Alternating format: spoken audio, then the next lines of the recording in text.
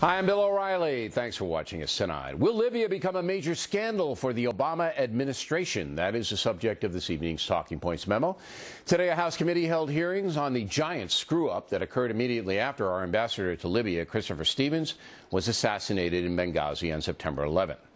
Many believe the Obama administration initially covered up what was a terrorist attack by saying the violence might have been generated by an anti-Muslim tape. We now know Ambassador Stevens, Foreign Service Officer Sean Smith, former Navy SEALs Glenn Doherty and Tyrone Woods were all killed in a planned terrorist attack. The situation has the potential to damage President Obama's re-election chances. So let's take it step by step in a very methodical way. On September 12th, President Obama reacted to the murder of Ambassador Stevens by first discussing the anti-Muslim tape. We reject all efforts to denigrate the religious beliefs of others. But there is absolutely no justification to this type of senseless violence. None.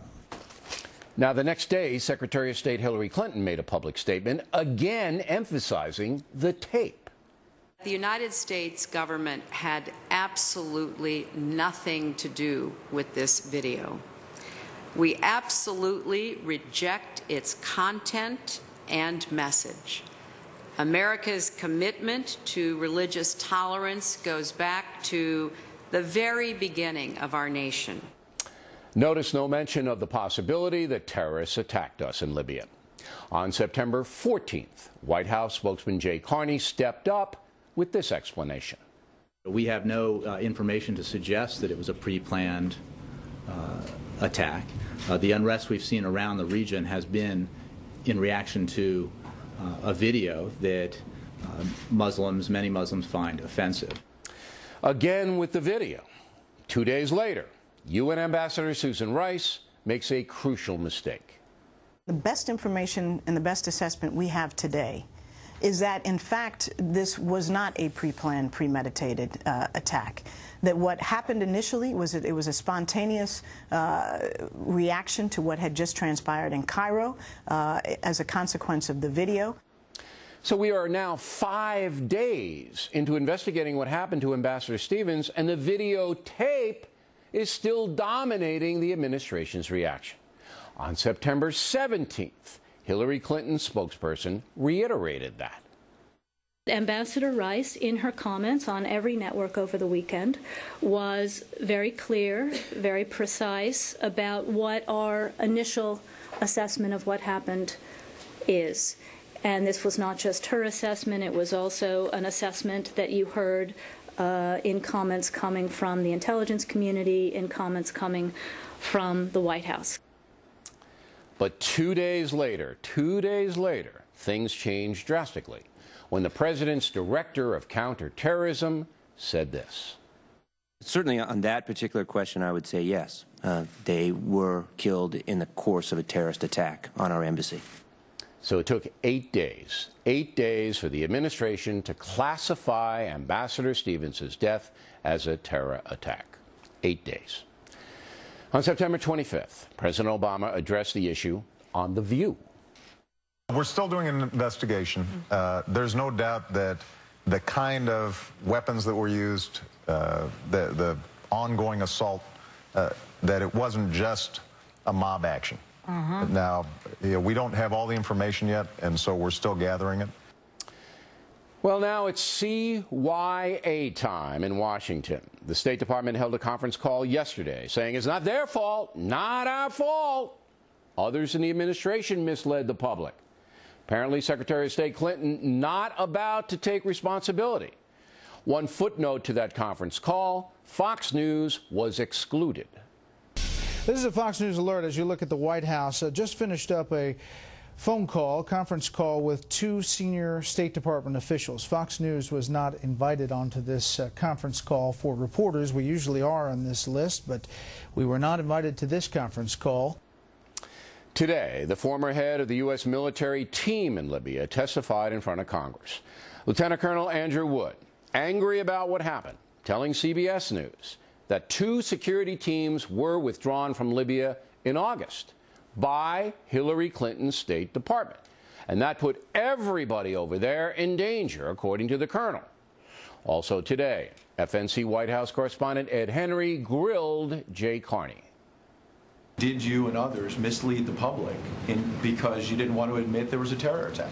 Absolutely not. The President of the United States referred to it as an act of terror immediately after it occurred. Then why were you at this podium for several days after that saying we don't know if it's terrorism? If you're now I never said that. I never said we don't know if it's terrorism. There's an issue about the definition of terrorism. This is by definition an act of terror, as the President made clear.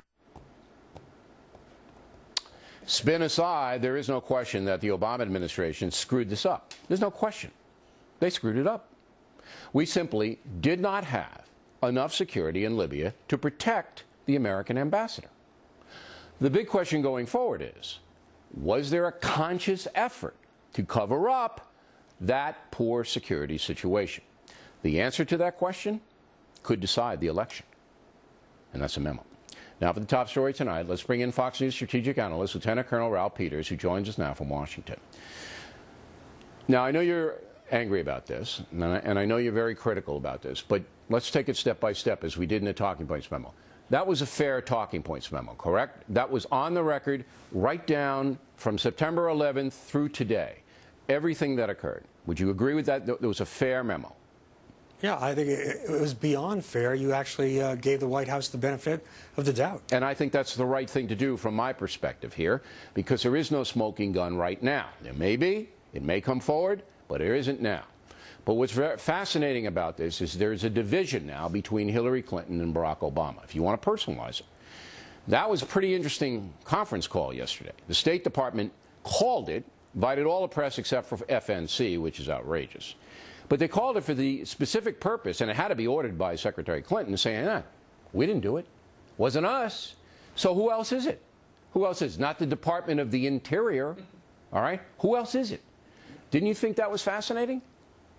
Well, it certainly was, and Secretary Clinton is a survivor. She has, she took the escape and evasion course, and she clearly does not want to take the rap. She clearly understands how deep this problem goes. And, Bill, I can assure you that no serious person in the intelligence community at any point believed this was all the fault of the video, speaking of the events in Libya. I mean, that's beyond a reasonable doubt. The video is just a foolish excuse at this point. But here's the deal. From my perch here, and I don't have all the information, I say it's Hillary Clinton's fault because she had to okay the withdrawing of the two teams in August, unless Barack Obama told her to do it, and that seems inconceivable. Why would a president of the United States care about withdrawing two security teams from Libya? So it looks to me like it's right on Hillary Clinton's doorstep right now. No, there are two separate problems. As far as responsibility for woefully inadequate security in Libya, that is Hillary Clinton's problem because, the boss is responsible for everything that happens or doesn't happen, and we can talk specifically about why she did it.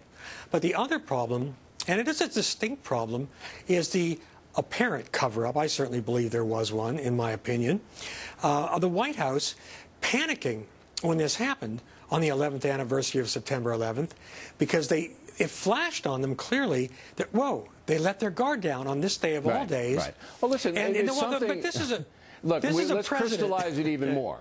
All right. So Hillary Clinton's responsible for the ambassador. It's her guy. She's got to protect him. She didn't. Period.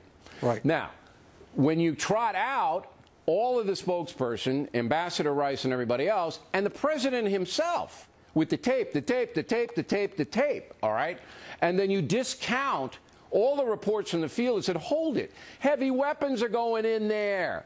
This isn't some clown with a jihad flag. All right? This is two SEALs who couldn't fight these guys off. This was planned. Yet, 8 days. So it's either a cover-up or massive incompetence. One of the two. There's nothing else.